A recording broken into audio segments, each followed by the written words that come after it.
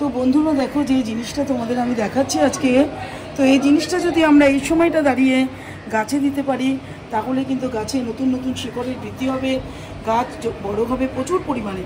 এখানে একটা টবের গাছ দেখো তোমাদের দেখাচ্ছি যে আমার একটা এখানে 8 ইঞ্চি টব রয়েছে, তাই গাছটার সাইজটা দেখো। আমি একটু সুন্দর করে বেঁধে দিয়েছি, আগেই বললাম যে অপরাজিতা একটা লতানে গাছ, তো বেঁধে দেওয়ার ফলে গাছটা কিন্তু প্রচুর পরিমাণে ডালপালা ছেড়েছে আর শিকড়ের প্রচুর বৃদ্ধি হয়েছে, গাছ কিন্তু খুব সুন্দর করে রয়েছে। তো এই জিনিসটা যদি তোমরা বন্ধুরা ব্যবহার করো তাহলে তোমরা বুঝতে পারবে ফুলের কালারও সুন্দর থাকবে আর গাছের শিকড়ের প্রচুর বৃদ্ধি হবে। নমস্কার বন্ধুরা, আজকে চলে এসেছি একটা অপরাজিতা গাছের ভিডিও নিয়ে।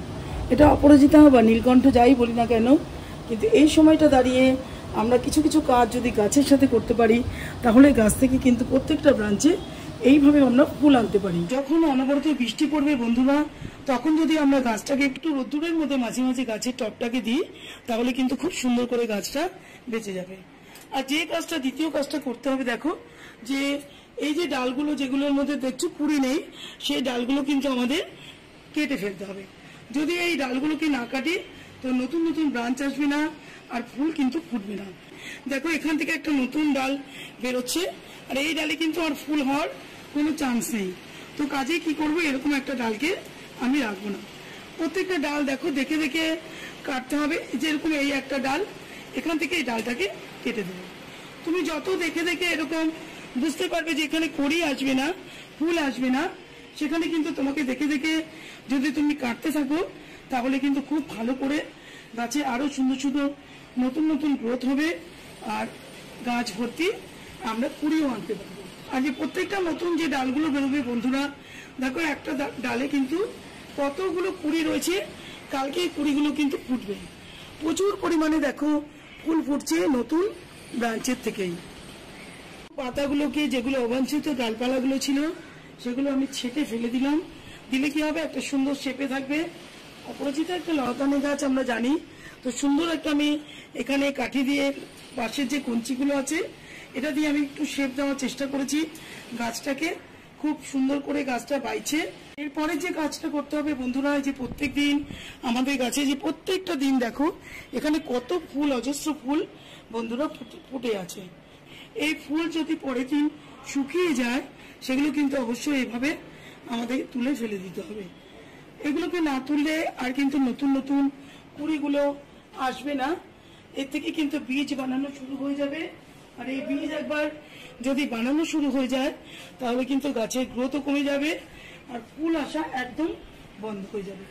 কাজে দেখো যে কুড়িগুলো যেগুলো আগের দিন এই যে এখানে ফুটে গেছে সেগুলো কিন্তু অবশ্যই গাছ থেকে তোমরা এইভাবে রিমুভ করে দেবে। এই সময় যে বর্ষাকালে যে বীজ থেকে তোমরা কিন্তু গাছ সহজেই বাড়ি থেকে তৈরি করে নিতে পারবে বন্ধুরা, নার্সারি থেকে বা কোথাও থেকে তোমাদের কিনতে হবে না। দেখো আমার যখনই এরকম শুকনো ফুল দু একটা আমি রেখে দিই তখনই বীজ বানায়, সেই বীজ আমি তুলে রেখে দিই। তার থেকে বন্ধুরা দেখো আমি খুব সুন্দরভাবে গাছ তৈরি করে নিয়েছি।